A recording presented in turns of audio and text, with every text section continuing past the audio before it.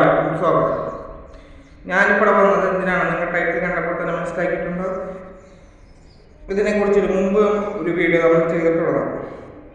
ആസിഫ് അലി നായകനായ ഏറ്റവും പുതിയ ചിത്രം വരുന്നു. സിനിമയുടെ പേര് അഡിഗോ അമിഗോ. ഈ സിനിമ കഴിഞ്ഞ 2-ാം തീയതിയാണ് റിലീസ് ചെയ്യുമെന്ന് പറഞ്ഞത്.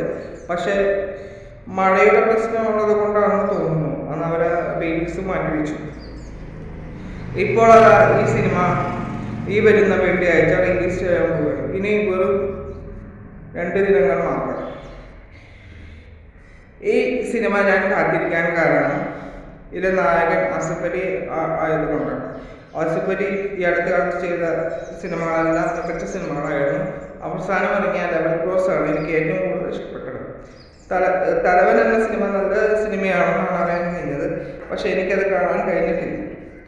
ആ സിനിമ OTT ഇറങ്ങിയ ശേഷം എൻ്റെ വ്യക്തിപരമായ അഭിപ്രായം നിങ്ങളുമായി ഷെയർ ചെയ്യുന്നതായിരിക്കും.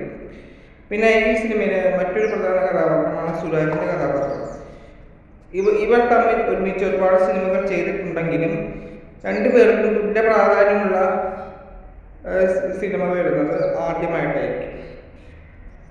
സുരാജിൻ്റെ വ്യത്യസ്ത ലുക്കും സിനിമയിൽ എടുത്തു പറയേണ്ടതാണ്.